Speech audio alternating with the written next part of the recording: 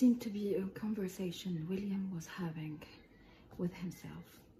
He wrote things like, why am I so interested in Bill Walton's injuries?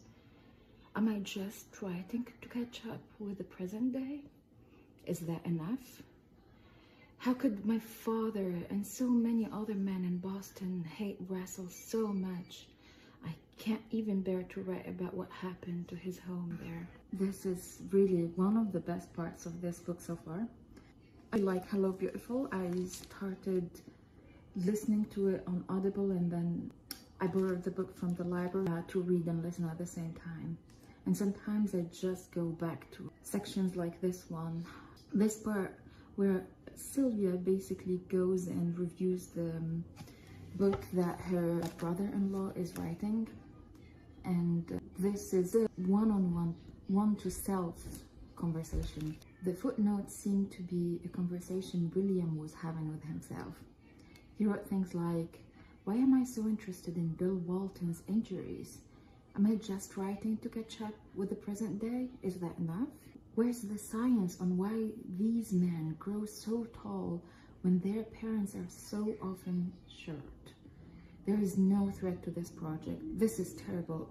I am terrible. Several times William wrote, what am I doing? Why am I doing this? Who am I? Once toward the end of the unfinished narrative, a footnote read, it should have been me, not her. Sylvie reread the footnotes. They felt like an answer key for a different story.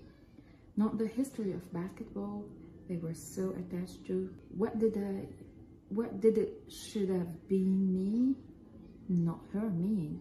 This statement couldn't be connected to basketball, could it? Was the her Julia? Here Julia is the wife.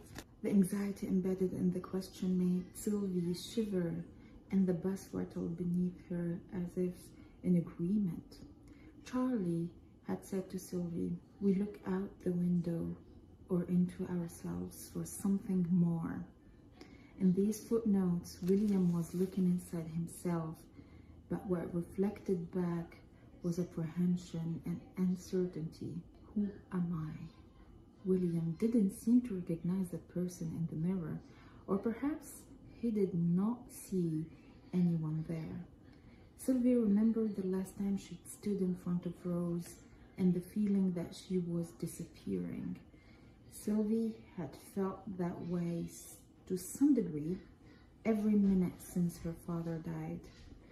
She'd become worried that it was her father's attention that kept her intact, kept her Sylvie, and she felt great sympathy now for her brother-in-law. Sylvie had been feeling this way for only a month, and it was terrible. The size of this manuscript and the effort in its pages showed that William had been in this place for a long time. So, again, writing is really important. So, for example, having a journal or a diary, it's really one of the activities that many people recommend when you go through traumatic events or any sort of events when you need to process your emotions. As you write, big traumatic events, it's so hard. But in other events, you can write and it frees you. Like, it's so much an act of freedom to let go of those emotions. I really feel that writing has been a crucial activity for me for so long, and when I really stopped writing is when I started to hold on those emotions, and which is not right, which is not good for our body or our mind. Him trying to go through a process of understanding, like on papers, and what it looks like for his wife is that he's writing a book about the history of basketball. But then in reality, it's not him trying to write, or these are the questions. Is he trying to write only about the history? Is it something very like trying to document history, or is a way of him trying to document his own conversation with himself? Like, I'm still early in the book, a third of it, so I cannot say anything about it further.